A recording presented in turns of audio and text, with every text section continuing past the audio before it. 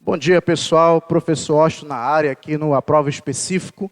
E nessa manhã nós vamos falar um pouquinho de história. Já tivemos uma aula anterior com o professor Alaci. Eu vou dar prosseguimento, mas em outro assunto. Assuntos que mais caem no Enem. Então, você aí já com certeza está preparado. Pega o teu caderno, faz as tuas anotações. E nós vamos começar o nosso assunto, que tem muita coisa para falar. E só um recado, o Enem foi adiado, mas você tem que continuar estudando, tá bom? Vamos lá, olha para cá. Joga, por favor, aí na tela para a gente. Olha o nosso assunto aí, você vai estar acompanhando aí na tela sobre feudalismo, um assunto que é muito recorrente no Enem. A gente vai estar estudando nessa manhã. Vou estar passando aqui para você.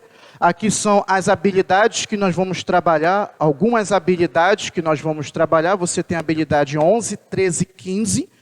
Uma dica para você, quando você estudar história, você tem que entender o seguinte, que você vai trabalhar com habilidades e competências. Então, entenda uma coisa, você não vai estudar história de maneira aleatória. Você vai ficar ligado nessas habilidades para poder você ter o direcionamento naquele assunto. E é isso que ele vai te pedir na prova. Habilidade 11, identificar registros de práticas de grupos sociais no tempo e no espaço. Habilidade 13, analisar a atuação dos movimentos sociais que contribuíram para a mudança, rupturas em processo de disputa pelo poder. E a 15, avaliar criticamente conflitos culturais, sociais, políticos, econômicos ou ambientais ao longo da história. Então, é nesse parâmetro que você vai fazer a análise do feudalismo para a sua prova. Deixa eu dar prosseguimento aqui na tela, continuando aí. Você está vendo aí o data show, daqui a pouco a gente vai para o quadro. E o que nós temos aí? A priori, nós temos o seguinte, nós temos dois povos. Você está vendo na sua tela, os romanos e os bárbaros, tá bom?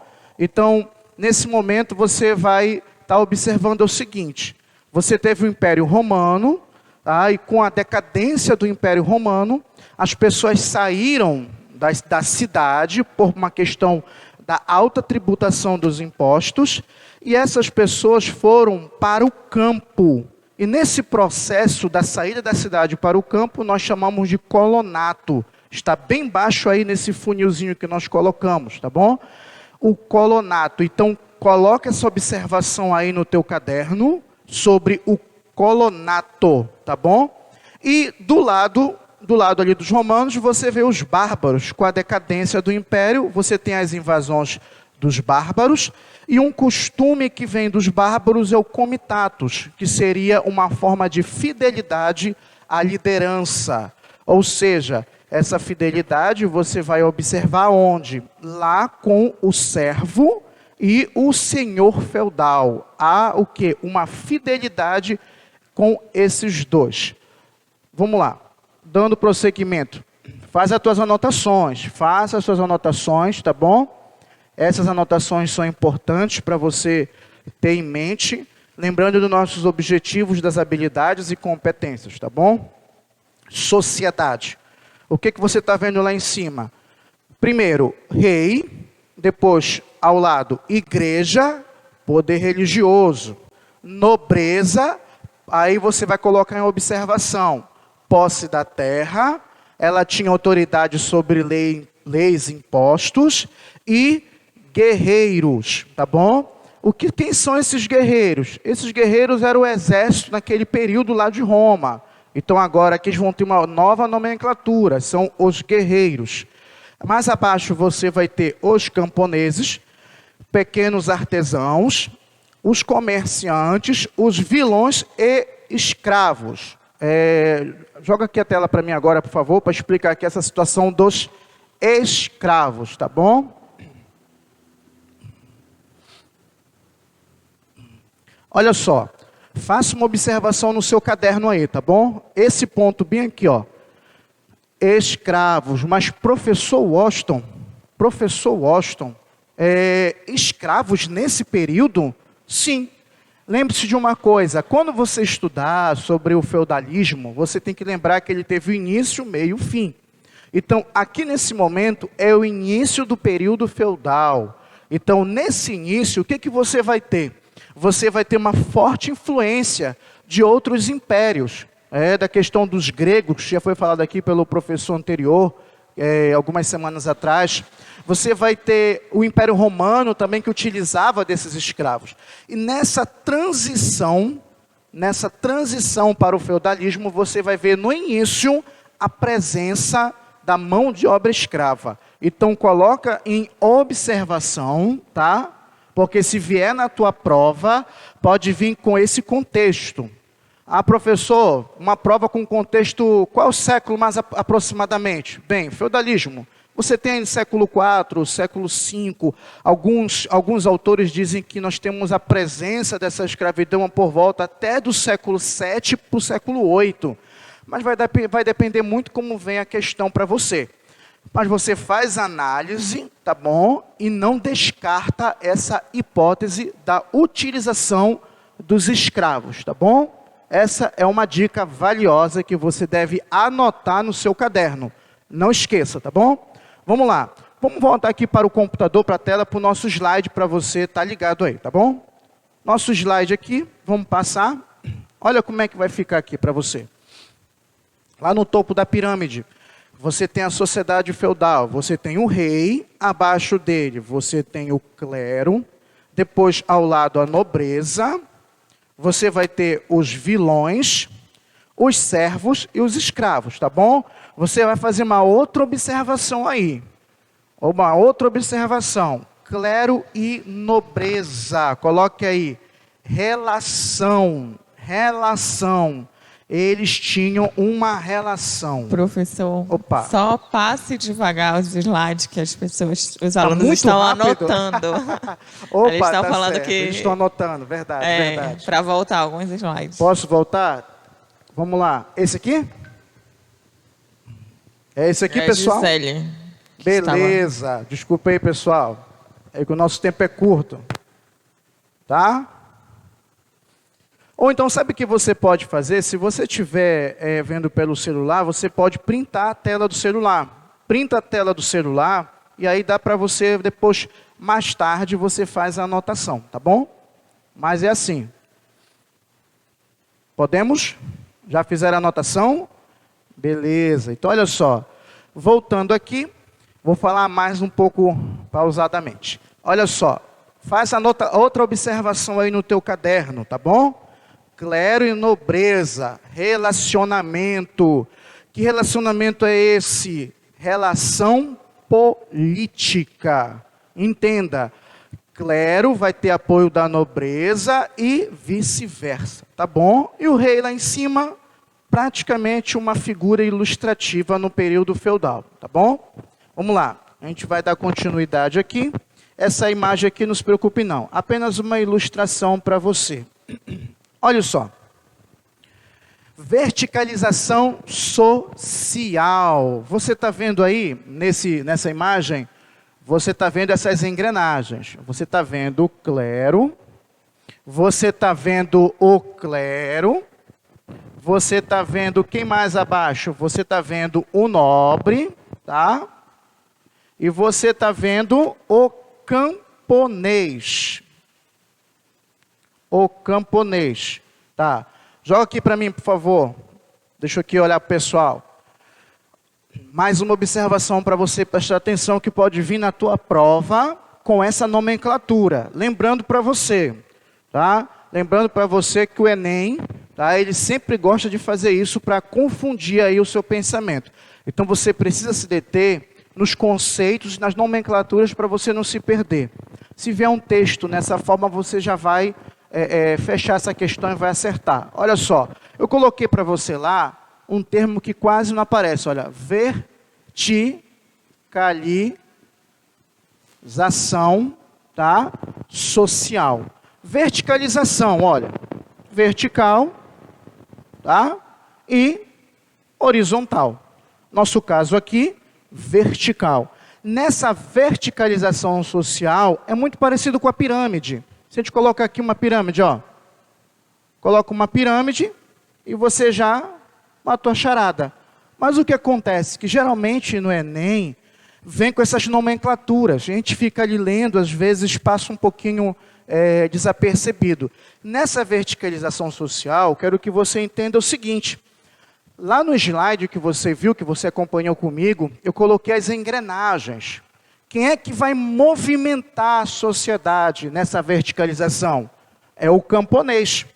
Cada pessoa, deixa eu pegar aqui um apagador, cada pessoa, olha só, na verticalização social, ela vai ter um papel importante para a época. Qual é o papel? Vamos lá, acho que você já ouviu isso aí, que você já deve ter com certeza estudado, mas tem um ditado naquela época que diz assim, o que o clero fazia naquele período? Qual era a função do clero nessa verticalização social? Qual era o papel do clero? Uns oram, alguns livros colocam uns rezam, tá? Você pode estar colocando aí, olha aqui, uns, tá? Uns oram ou rezam, outros guerreiam, vou botar aqui guerra, tá? Outros vão para a guerra e outros, o que eles fazem? Olha só, trabalham. Ou seja, nessa verticalização social, o que você tem que entender? Que o clero, ele orava e rezava, ele cuidava da alma das pessoas. Entenda bem isso. Isso aqui é divisão social, tá? Naquele período, tá bom? Então, qual era o papel do clero? Qual era o papel da igreja? Orar, rezar, cuidar da sua alma, né? E qual é o papel do nobre, da nobreza? Ele fazer guerra, ou seja, essa guerra você pode traduzir por proteção, tá? Ele ia proteger essas pessoas. Lembra lá no Império Romano, tá? Esse nobre, ele vai ser quem? O exército. Então, essas pessoas, eles vão proteger a população, tá bom? E o camponês, o que ele vai fazer? Ele que vai trabalhar. E esse trabalho é para pagar o quê? Os impostos que vai movimentar, tá bom? Vai ter a movimentação da sociedade. Então, faz essa anotação aí, tá bom? Anota aí direitinho no teu caderno, porque vem assim na tua prova. E pode vir com essa nomenclatura. Verticalização social, tá bom? Pode vir assim, você já sabe. Uns rezam, outros guerreiam e outros trabalham. Pode vir aqui na questão do nobre. Guerra, pode vir o quê? Proteção, tá bom? Vamos lá. Passa aí para o slide, por favor. Se tiver alguma pergunta, pessoal, você pode estar mandando aí para os nossos secretários aqui, que eles vão passar para a gente. Se eu estiver indo muito rápido também, por favor, puxa aí o freio de mão, que a gente volta e explica de novo, tá bom? A gente só quer a sua aprovação, tá? Vamos lá. Continuando aqui no slide. Olha só, eu não falei para você que o camponês é aquele que vai trabalhar, ele vai trabalhar para quê? Ele vai trabalhar para pagar, olha que maravilha, tributos. Olha que coisa legal. Olha que coisa muito bacana. Ele vai pagar tributos. Olha só o que ele vai pagar. Você não vai decorar isso aí. Você pode até copiar, mas não te preocupe em decorar, porque o Enem, creio eu, né, nós sabemos que o Enem está em fase de mudança. Eu falei, quem estudou comigo ano passado aqui na prova, sabe que eu falei muito da questão política dessa mudança do Enem. Então, neste ano, ele também pode sofrer, sim, uma alteração na forma da metodologia, mas, por enquanto, creio eu que não vai ser assim. Mas você anota. Corvéia, tributos. Você tem a corvéia, era o trabalho gratuito. Ou seja, o camponês, ele tinha que trabalhar de 2, no máximo 3 dias na terra do senhor feudal. Você tem 3 tipos de terra. Você tem o manso senhorial, você tem o manso servil e o manso comum. Então ele tinha que tirar 2 a 3 dias para trabalhar na terra do senhor feudal gratuito, 0,800, não ganhava nada. Tinha talha, que era o imposto sobre a produção. Ele tinha que pagar o imposto mediante a sua produção. Também tinha banalidades, que era o uso dos equipamentos. Se ele fosse usar uma enxada, o cavalo, enfim, qualquer tipo de equipamento, ele teria que pagar a utilização desse equipamento. Acabou? Não acabou não. Olha só, a mão morta, olha só, se por acaso o pai que estava ali tomando conta ali do feudo viesse a falecer, independente das causas, ele tinha, se eles quisessem continuar ali no feudo, tinham que pagar também um tributo chamado mão morta. Vira aqui para a minha tela, por favor, que esse aqui eu quero que você anote. Esse tributo, por favor, coloque uma observação aí, na mão morta. Por que, professor, ele é tão importante?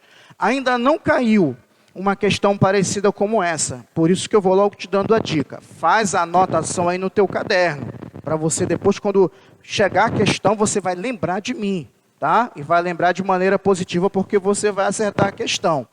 Mão morta, vou colocar bem aqui, tá? A mão morta, era um tributo. Você tem uma família, tem o pai, tem a mãe, tem os filhos. O camponês, geralmente, ele tinha diversos filhos. Muitos filhos, tá bom? Isso aí, depois a gente vai verificar por quê. E o que acontece? Quando ele morria, o que acontece? O filho mais velho, em algumas sociedades da Europa, o filho mais velho, era ele que ia decidir se ele ia permanecer trabalhando naquele feudo ou ele iria sair. Ele que decide. Se ele decidiu continuar, ele tinha que pagar um tributo. Olha só que legal. Para não dizer o contrário. E se ele decidiu, não, eu vou continuar aqui na terra, então eu vou pagar o tributo. Mas se ele decidiu, não quero mais continuar aqui, aí ele tem permissão para sair. Eu quero dizer isso para você. Isso aqui, esse imposto é um dos poucos momentos, tu vai anotar aí, em que o servo, ele tem permissão para deixar o feudo e ir embora para outro lugar. Fora isso, ele não tem permissão de sair do feudo, porque ele tem o quê? Um contrato de fidelidade com o seu senhor. Lembra que eu falei para você lá no início do comitatus, lá dos bárbaros? O comitatus é isso, é fidelidade ao seu senhor. Então, nesse momento, como ele é uma pessoa que fez um juramento, ele não pode deixar o feudo. Só se caso o chefe da família, o pai, viesse a falecer, aí sim ele teria a oportunidade de sair dali e ir para outro lugar. Anotou isso aí? Isso pode cair. Isso ainda até agora que eu saiba ainda não caiu em prova. Mas isso é um dado muito importante, tá bom? Continuando, vamos lá para a tela. Vamos lá para o nosso slide. Albergagem, abrigo e alimentação para os nobres. O nobre vai fazer uma viagem, então o camponês tem que fornecer o abrigo e alimentação. E não somente para os nobres, mas também para os seus cavalos, tá bom? Acabou os impostos? Não acabou, tem mais imposto. Olha só, o jovem lá, ele simpatizou por uma camponesa e ele quer casar. O que vai acontecer? Formariagem. Ele vai pagar também um imposto para poder casar. Isso não é muito diferente dos tempos de hoje. Se você quiser casar também aí no civil, vai ter que pagar esse imposto, não tem jeito. E por último, que também é muito importante você entender, nesse período, você já tem aí a formalização da igreja e existe o dízimo. Dízimo, 10% pago à igreja, uma tributação à igreja.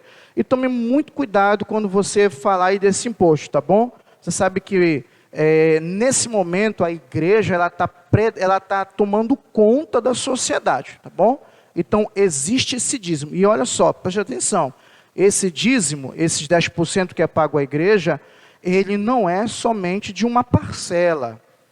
Ele separou a porcentagem do senhor feudal, ele separou a porcentagem para isso, para aquilo outro, e o que sobrou ele tira do dízimo. Não, o dízimo é tirado do todo, da sua produção geral, tá bom? E na horizontalização social, olha só, o que nós temos aí? O contrato de vassalagem. A gente não vai se deter muito nisso, porque vai levar muito tempo, mas você vai entender aí na questão horizontal como é que isso funciona. Rapidamente, quando o senhor feudal ele quer entregar feudo para uma pessoa, ele vai ficar responsável, aquela pessoa, por esse feudo, ele não vai entregar de maneira informal, ou seja, num ambiente fechado, só os dois negociando. Entenda que ele tem o seguinte, ele tem toda ali uma cerimônia, tá bom? Primeiro ele tem a homenagem, depois tem o juramento, depois a investidura, que é de fato a entrega do feudo. Eu quero que você só observe a figura do meio, o juramento. Essa é a mais importante para você. Por que, professor, é a mais importante? Porque você tem 3 figuras ali, 3 personagens. Você tem 3 personagens. Um que está sentado, tá bom? Identifica aí.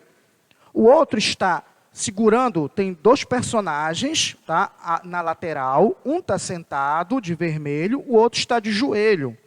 Tá? Ele está de joelho, segurando a mão do seu Senhor. E no meio tem um personagem interessante. Esse personagem, geralmente, é um sacerdote da igreja, na época, que era a igreja católica, e ele está ali fazendo o contrato de vassalagem. Ou seja, lembra do comitatus? Nesse contrato de vassalagem, você está, o que? Jurando, por isso o juramento, fidelidade ao seu Senhor. Lembra do imposto da mão morta? É por isso que você não podia sair de qualquer maneira, porque se você fugisse do feudo, ele poderia te perseguir aonde você fosse, tá? E aí, nessa perseguição, ele poderia fazer o que bem quiser com a sua vida, porque existia um contrato e você quebrou o contrato. Você pode também anotar como observação, que também em muitas cerimônias nesse juramento existia uma caixinha de madeira chamada relicário. Esse relicário era uma caixinha de madeira, que no momento aí do juramento, eles abriam essa caixinha e geralmente dentro da caixinha tinha algum pedaço de papel com uma escritura, como se fosse um pergaminho com escritos da Bíblia. Ou então uma cruz, alguma coisa que fosse sagrada para simbolizar, preste bem atenção, para simbolizar a sua fidelidade ao seu Senhor, o Senhor feudal, e aquele sacerdote com o relicário simbolizava quem? Deus.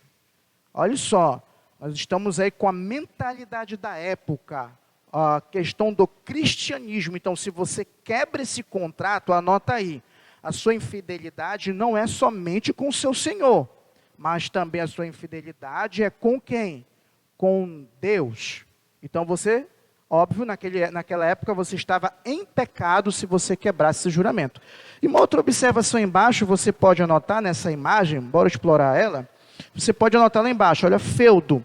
Eu coloquei para você, olha, benefício que o Senhor doava a um nobre. E muitas vezes, uma área territorial. Entenda só, em alguns livros, pode vir na tua prova, que o feudo também pode ser um benefício. Ou seja, é um benefício. Mas esse benefício pode ser uma terra, ou ele pode ser uma outra coisa. Uma ferramenta, um moinho, um cavalo, uma ponte, tá? Isso aí dificilmente vem em prova, mas eu estou logo te dando a dica, porque se vier, você vai lembrar, tá bom? Continuando, tá anotando aí direito? Já anotou? E agora nós temos aqui as monarquias feudais, que você vai ter aí no século X e no século XI. Isso aqui eu vou explicar para você aqui na tela. Pode virar para mim aqui, por favor. Tem perguntas? Está tudo ok? Está muito rápido? Sinaliza para mim aí, por favor. O pessoal que está me falando, tá bom? Se estiver muito rápido, a gente vai um pouquinho mais devagar para você ter o entendimento. Já te dei a dica. Qualquer coisa, printa a tela aí no teu celular, tá bom? E aí você pode estar anotando com calma e depois estar pesquisando. Pega um livro aí de história, nessa parte do feudalismo, faz uma leitura, tá bom? Para você ter um pouquinho mais de conhecimento. Aqui a gente vai fazer um pouquinho resumido por causa da questão fator tempo. Olha só, nesse período nós temos aí século... Professor, estão conseguindo acompanhar. Eles estão respondendo aqui que estão conseguindo acompanhar. Estão conseguindo? Agora. Opa, beleza, valeu. Então vamos lá, gente. É desse jeito. Vocês são inteligentes, são rápidos, então é assim que é bom. Olha só, mas qualquer coisa, dê o seu feedback aí que a gente vai estar melhorando aqui para você, tá? Olha só, o que foi que nós falamos? Você tem o feudalismo, muitos autores colocam seu início no século IV, tá bom? E agora que eu coloquei o slide lá para você, das monarquias feudais, século X, século XI. O que acontece com isso aí? Professor, a Silvana está perguntando se tem filmes que falam sobre isso. Opa, tem sim. Tem Pra diversos você, filmes. Agora, uma dica para você. Quando você vê um filme, tome muito cuidado. Porque o filme, geralmente ele faz a mudança do contexto histórico. Então, tome muito cuidado. Tá? Deixa eu me lembrar aqui uma série que tem agora no Netflix. A Catedral do Mar. Tá? Se você puder assistir, se você tiver acesso, tá bom? É uma série muito boa. A Catedral do Mar. Tá? Muito boa. É uma série, tá bom? É excelente. Já assisti, pude assistir, e eu digo para você que ela chega muito próximo dos livros de história, tá? E você vai aprender muito com ela, porque ela faz um passeio em todo o período feudal. Maravilhoso. E também tem um filme, se você puder aí acessar a internet e verificar, isso aqui é uma série. Existe um filme chamado O Físico, também muito bom. Só que aí, devido a ele ser só 2 horas, ele já corta muitos trechos, mas também é muito bom. Certo? Beleza? Vamos lá. Olha só, na monarquia feudal, nós temos aqui uma situação que você tem que compreender, tá bom? Na monarquia feudal, nós temos que entender o seguinte. Você lembra que lá no início do slide nós fizemos o quê? Uma pirâmide. E nós colocamos quem foi aqui no topo? Lembra? Beleza. O rei. Era o rei. E quem estava abaixo da pirâmide? Clero e nobreza, certo? E depois abaixo, os camponeses e a presença de escravos. Na monarquia feudal, olha só, no século X a século XI aproximadamente, você vai ter uma ascensão social. De quem? Você vai ter uma ascensão social da nobreza. A nobreza, ela vai ascender politicamente, tá bom? Aqui para o topo da pirâmide. E o rei, o que vai acontecer com o rei? O rei vai ser apenas uma figura. Uma figura. Ele não vai ter expressividade política, tá? Ele não vai ter. Quem é que vai ter a expressividade nesse momento? A nobreza, tá? E por quê? Anota aí. Por que a nobreza vai ascender socialmente? Entenda. Não sei se você foi meu aluno ano passado aqui na prova, eu sempre dizia isso. Existem 3 itens, 3 ferramentas para dominação, tá? Sempre eu falava isso para você. Qual é o primeiro item para dominar uma nação? Ou para dominar um povo, uma sociedade? Primeiro eu tenho que ter o exército. Primeiro ponto, eu tenho que ter o exército. Por que eu tenho que ter o exército? Porque se as pessoas não aceitarem a minha dominação, eu vou impor a minha dominação. E como é que a gente faz isso? Pela força, o uso da força. Olha só, vamos lá. Nós estamos aí, vamos tentar melhorar para você. Nós estamos aí num processo de lockdown. Estou aqui sem máscara porque eu estou dando aula, mas eu cheguei com a minha máscara, tudo. E o que acontece se você não obedecer quando vier, por exemplo, uma blitz, um policial? Vai ser utilização, se o povo não quiser obedecer, utilização da força, da polícia, do exército. Então é para isso que eu tenho um exército, tá bom? Então, o primeiro ponto aqui é o exército. Os demais eu não vou acrescentar ainda, só para você entender. Então vamos lá. Lembra, o que o clero faz? Qual é o papel do clero na verticalização social? O que o clero vai fazer? Ele vai rezar, ele vai orar, ele vai cuidar da tua alma. E a nobreza, qual é o papel da nobreza? Vai guerrear, uso da força ou da proteção. Então, nesse momento, o rei aqui, ele não tem exército praticamente. É mínimo os seus soldados, mínimo os seus guerreiros. Então, nesse ponto, o rei ele vai perder poder, até porque essa perda de poder vai se dar por uma característica feudal do território, que é a descentralização. Pegava-se uma terra, olha só, um exemplo aqui, e descentralizava em feudos. Feudo, feudo, feudo, feudo, feudo, feudo, tudo feudo. E o rei, com a descentralização para o poder de um monarca, de um rei, é a pior coisa possível. Então, nesse ponto aqui, a nobreza, ela vai ascender socialmente. Por isso chamamos de monarquias feudais. Monarquia, rei. Só que não era um rei, era o senhor feudal. Lembra lá na imagem passada, no slide passado, que nós colocamos que eles ficavam responsáveis pela criação de leis, tributos, ou seja, era muito poder na época. O poder do exército e o poder de criar leis e tributos, economia, dinheiro e mais o exército, fechou, tá? E, claro, que quem vai dar apoio para a nobreza vai ser o clero. Então, nesse período, nós temos o que? As monarquias feudais, tá bom? Vamos lá. Voltar aqui para a tela do computador, para o nosso slide. Vamos lá, pessoal. Tá dando para entender aí? Qualquer coisa, sinaliza aí, tá? Faz a tua observação. Acredito que essa aula vai ficar gravada, né? Isso, vai ficar gravada. Olha que maravilha. Vai para o YouTube, para o canal. E aí você só faz dar uma revisada, beleza? Então vamos lá. Falamos das monarquias feudais. E agora, olha só o que eu vou falar para você. Preste atenção. Eu vou ter que falar para você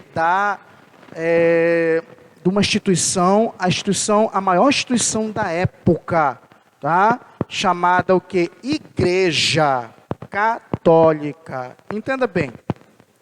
Nesse momento, é um momento um pouquinho crítico, tá? Que a gente vai falar um pouquinho da igreja.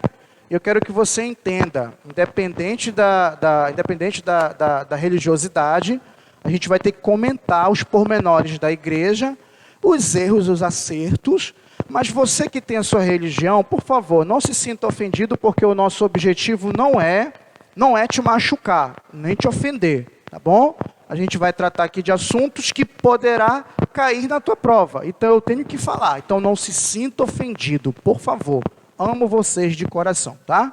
Vamos lá. Mas lembrando também que o meu jargão desde o ano passado é história não tem o quê?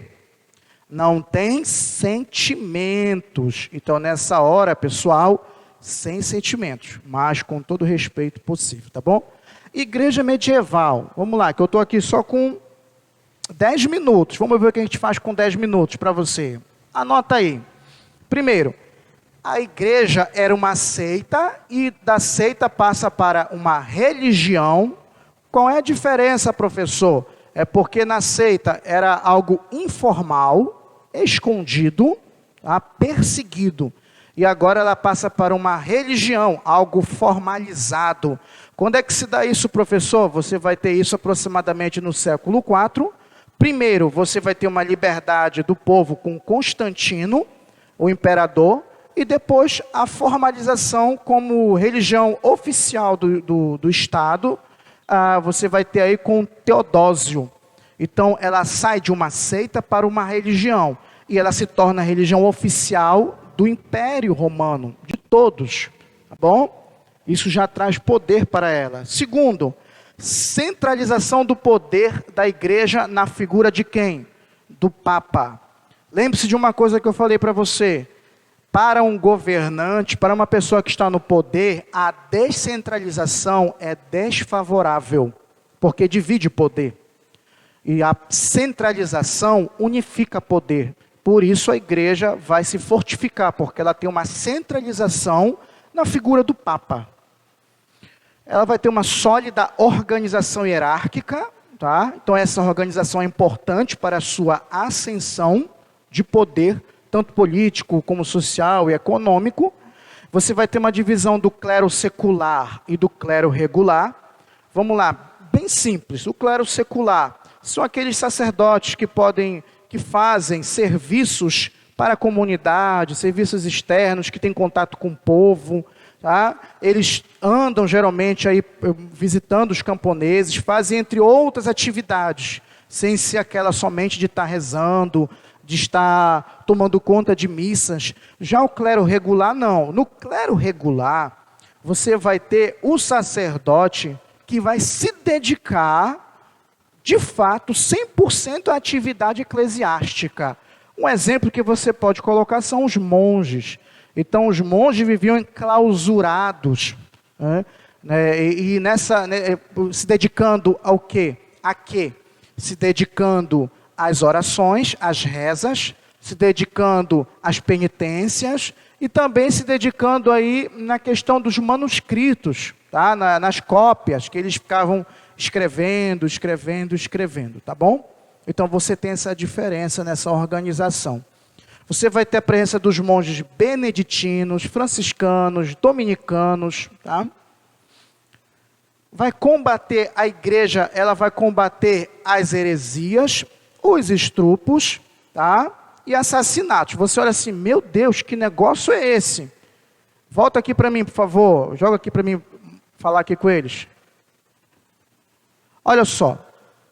Coloca observação aí. Heresias.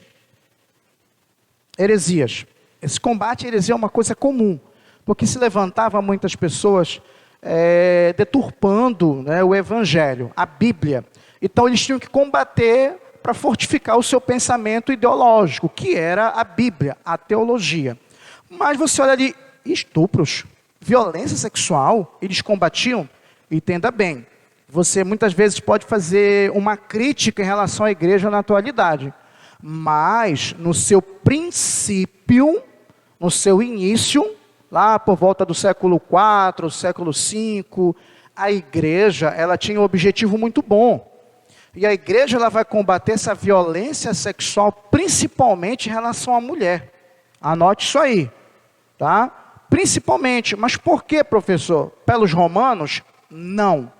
Essa violência contra a mulher, ela vinha principalmente dos povos bárbaros.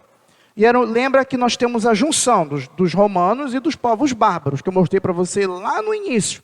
Então, o costume dos povos bárbaros era esse costume da violência contra a mulher. E a igreja ela vai ser firme nessa questão.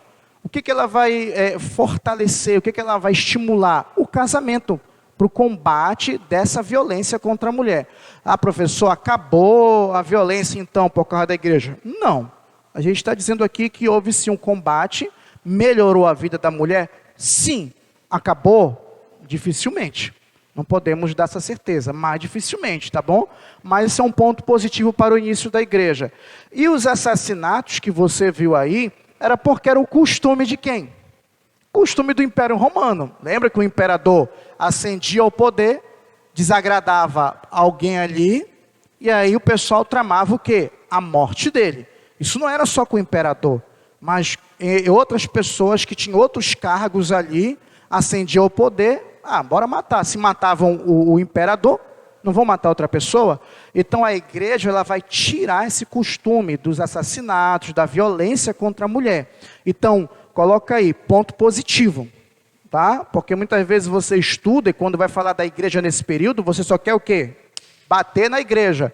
Mas isso é um ponto positivo e eu quero que você anote isso aí porque pode vir na tua prova, tá bom? Vamos lá. Vamos aqui para a tela. Olha só. E você tem aqui a organização das províncias, dioceses, paróquias, tá? Vamos colocar aqui para a gente... O que mais vai acontecer de benefício com a igreja? Uma noção de sentimentos nacionalistas, ou seja, o pertencimento de uma nação, tá bom? O que mais que vai acontecer com a igreja? Você vai anotando aí, ó. O cristianismo fornecia a identidade, a unidade do povo. Olha só o que é interessante. O que essa frase ela vai trazer para você? Centralização. Olha aí, identidade, unidade. Tá? A igreja era presente no nascimento, no casamento, festas e na hora da morte. Pessoal, a igreja estava em em todos os momentos da vida do ser humano, tá? Inclusive, isso no início, inclusive mais à frente ela vai exagerar tanto, que até em algumas questões aí que a gente não pode estar comentando, ela vai estar presente. Até nas intimidades do casal, não que ela esteja ali, entendeu? Mas ela vai dar uma orientação para o casal, né? Ela vai dar uma orientação nesse relacionamento mais íntimo, tá bom? Isso eu só comento em sala de aula, aqui eu não posso comentar. E nós temos o seguinte, a teoria teocêntrica, tá bom? A teoria teocêntrica, eu vou explicar para você aqui rapidinho, vou só colocar aqui para você, tá? E nós temos a nova interpretação da morte e a invenção da teoria do purgatório. Joga para mim, por favor, aqui. Deixa eu olhar aqui para o povo. Estão cansados? Já estão cansados? Não, né? Olha lá, não vá se cansar. O Enem foi adiado, mas vai ter prova, tá bom? Vai ter prova, então não se canse, tá bom? Não se canse. Vamos lá, olha só. Você copiou aí? Você copiou. Vamos lá que meu tempo tá quase no fim. Você copiou, teoria teocêntrica. Olha só, por quê? Vamos lá. Teo, diz para mim o que é teo. Teo, isso, beleza. Teo significa o quê? Deus, tá? Deus. Cêntrica, centro. Deus no centro de tudo. Teocêntrica, tá? Deus no centro de tudo. Por quê? Ela teve que mudar. Porque é simples. Você tem aí bárbaros e você tem o povo romano. O povo romano era politeísta ou monoteísta? Lembra? Diversos deuses. Lembra que os deuses romanos praticamente são os mesmos deuses do povo grego. Só mudou a nomenclatura. Então você tem diversos deuses. O povo também os povos bárbaros também tem diversos deuses. Ou seja, agora a igreja... Lembra que eu falei para você da centralização, significa o quê? Força, significa poder. Então agora ela vai trazer uma teoria de centralização religiosa, chamada teocentrismo. Deus no centro de tudo, tá bom? Outra questão, a nova interpretação da morte. Antigamente, a morte tinha diversas interpretações, tá? Diversas interpretações. Só que agora ela vai trazer para você uma interpretação que a pessoa morre. E se ela for fiel a Deus, ela vai para onde? Ela vai para o céu. Tá? Ela vai para o céu. E se ela não for fiel, não for fiel a Deus, o que vai acontecer? Para onde é que ela vai? Vai para o inferno. Não é isso? Céu ou inferno. Tá bom? Então ela traz uma nova teoria. Preste bem atenção, isso é mentalidade religiosa da época, tá bom? Te liga aí. E a invenção da teoria do purgatório, você me desculpe, como eu falei para você, a gente tem que falar em relação à igreja, sem ofender a sua religião, se você pertencer a essa igreja. Mas a igreja, ela vai criar a teoria do purgatório. Que teoria é essa? Se você não foi tão fiel assim, você vai para o purgatório, que lá você vai... pagar suas penitências, vai expurgar os seus pecados, depois que estiver puro, você vai para o céu. Então essa teoria ela foi criada pela igreja, tá bom? Mas por que ela cria também essa teoria do purgatório? Para uma dominação ideológica, tá bom? Vamos lá. Na tela, por favor. Temos aí só 5 minutos, vamos ver o que vai dar para a gente poder finalizar. Olha só. A igreja vai trazer para você, anota aí, noção de tempo. Ela vai mudar, vai modificar uma noção do tempo, olha aí. O tempo agora é da natureza, ensinos da igreja, tá bom? Porque o tempo da natureza, anota aí bem do ladinho aí, faz uma seta, anota. Tempo da natureza, baseado na colheita. Na colheita. E os sinos da igreja, controle sobre a população, tá? Tempo histórico da humanidade, ele vai ser mudado, agora é linear. Você tem o início e o fim. Já vou te explicar isso aí, tá? Para a gente poder finalizar. Olha só, eu tenho aqui um círculo E esse círculo vai ser representado para você, e você vai anotar agora aí embaixo do círculo, aí no seu caderno, perdão, seu caderno. Você vai anotar, esse é o tempo cíclico, que lá na Grécia, muitos filósofos traziam a lei do eterno retorno. Tá? Então, um tempo cíclico, ou seja, ele vive se repetindo. Tá?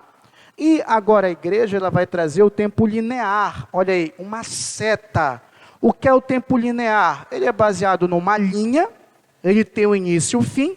Eu quero que você diga para mim, anote aí.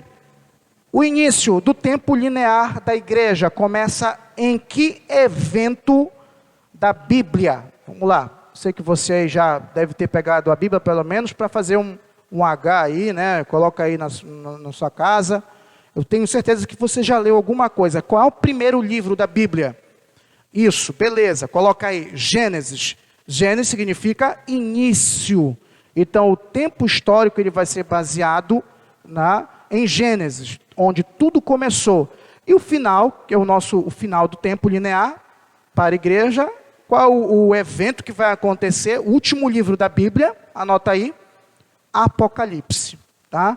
Então, você tem nesse segmento, e com o nascimento de Cristo, você tem agora antes de Cristo e depois de Cristo. Deu para entender essa diferença? Tempo linear e tempo cíclico. Ela vai ter o monopólio religioso, porque só tem uma religião. Tá bom? Anotou direitinho aí? Podemos passar? Beleza? Vamos lá. Nós temos aqui as heresias medievais. A gente vai só estar colocando para você a título de informação. Você dá uma pesquisada depois aí, por causa do tempo. O arianismo, Cristo e Deus não eram a mesma pessoa. Vai surgir os cátaros, era o contra a autoridade papal. E vai ter a criação do Tribunal da Inquisição em 1231. Tá bom? Vou finalizar bem aqui com você. Isso aqui é importantíssimo. Anota aí, eu finalizo aqui nessa tela com você. Vamos lá. Poderes da igreja. A igreja ela vai conquistar um poder muito grande na sociedade. Vamos lá. Tá? Primeiro, poder econômico. Diz para mim aí. Não vai dar para te falar para mim, verdade. Vamos lá. Mas anota aí. Qual era o poder da igreja na questão da economia? Qual era o poder? O que sustentava a igreja? Economia. Vamos lá. Pensa aí. O que sustentava a igreja? Anota aí. O tributo chamado dízimo. Lembra? 10%. E entenda uma coisa. Na nossa sociedade atual, a gente pensa que é dinheiro. Mas você vai ter colheita naquele período. E o dízimo também baseado em feudos. Por isso que ela se tornou a maior detentora de terras. Porque muitos nobres entregavam seus dízimos com grandes territórios, tá bom? Qual era o poder político que ela tinha? Quem é que apoiava a igreja? O nobre. Lembra que eu falei para você no início? Nobre tinha uma aliança com a igreja, uma aliança política, tá? E o ideológico, eu tenho a teologia, tá bom? A utilização da Bíblia. Então anota esses 3 pontos, tá bom? Vira para mim, por favor, aqui a câmera para eu poder estar encerrando. Ah, tá. Quer que volte o slide? Então, para o notebook. Notebook, isso.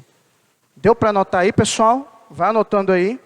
Vamos lá, poderes da igreja. Econômico, anota aí. Tributo era o dízimo, 10% do total. Lembra que é total. Político, aliança com a nobreza.